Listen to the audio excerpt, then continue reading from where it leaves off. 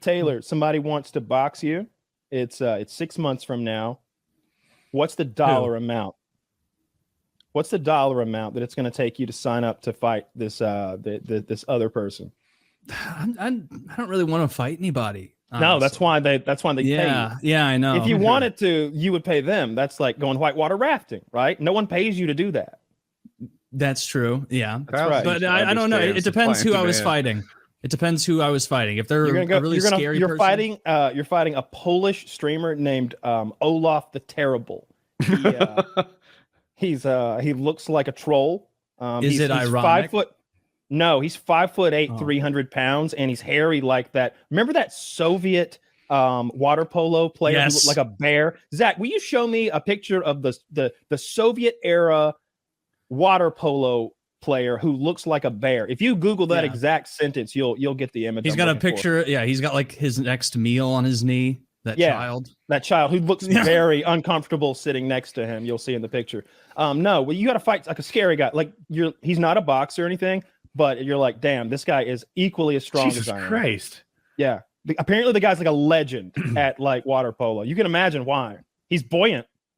That guy's one of the playable lords for the Ogre Kingdoms. Little did the competition know, Olaf was able to trap a layer of air in his body hair, making him incredibly buoyant. That kid knows. That kid's gonna cry. It's like you think, an enormous they're like, person. Don't you fucking move, Timmy. I'd have told you twice. Do you know how much pictures take it this time? Like, you know what swimmers look like? They look like Jesus Christ, Michael Phelps, like that kind of water shape. polo, though. Okay. I just well played, Zach. Well played. I like that. Now, have you seen that movie that he just showed the Harry and the second picture? Hendersons? Love that you know that. I have not. If I have, it was when I was a kid. Taylor, we talked about this earlier in the show. Oh, is that we have never discussed Harry and the Hendersons. I guarantee it. It is a sad fucking movie. Okay. Basically, a family takes in a goddamn Sasquatch, and it turns out he's lovable and friendly. And at the end, the father has to like kick him out and send him back to the wild and pretend like he hates him. Like he's crying. He's like, "Get out of here! We don't love you anymore!" And he's throwing rocks at Harry, and the rock hits Harry, and he goes, "Oh!" And he's like, and it's just like he's just crying. I can't think of the actor's name. You'll know him. It's a famous actor now. But it's so goddamn sad. He's just crying into his hands as Harry like walks back into the wild to live the life of a Sasquatch. Because some asshole, I think maybe Dan Aykroyd, but that's just weird childhood memories. Someone was trying to expose the Sasquatch. I can't remember who it was. Like, and we had to like get him back to the wild lest he be shot. So that's the movie pick of the week, listeners.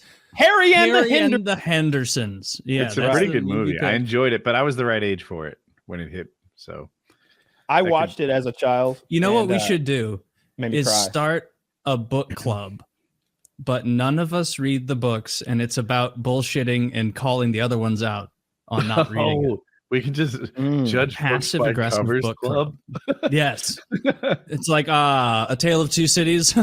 I'd have preferred one. Terribly dreary. Like that kind we could all read a third of a book, and then we could have a conversation. We try and fill people in on what No. We fill each other in. See, that's the thing. Like Woody reads the beginning, I get the middle, and Taylor gets the end. And so we show up, and Woody's like, "So what the fuck happened? Did they get there?" And I'm like, "Dude, they got there and they wrecked shit." Taylor, did she live or not? And Woody's like, "Who?" Taylor's gonna be like, "Were they dating?" Dude, I like that.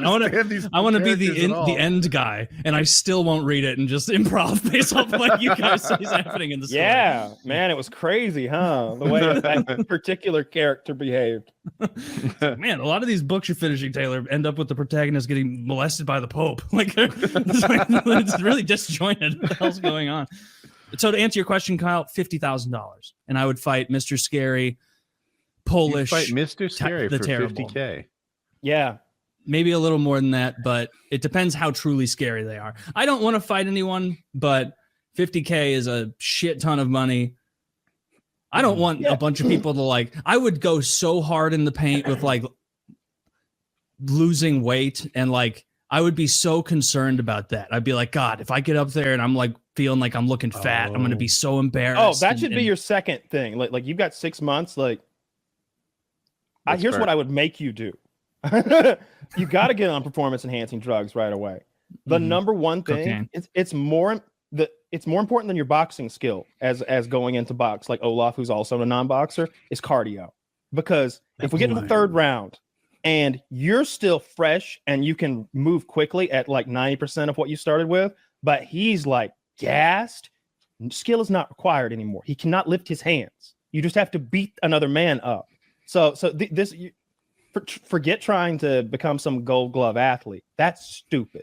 Learn to throw punches correctly and to guard and maybe to move while throwing punches. That's it. Other than that, it's cardio and like getting strong so that you can actually hurt the other person, or maybe learn to move a little bit, but it's cardio. It's cardio. That's all that would matter. That is tough. And so you're going to look so great. You look amazing.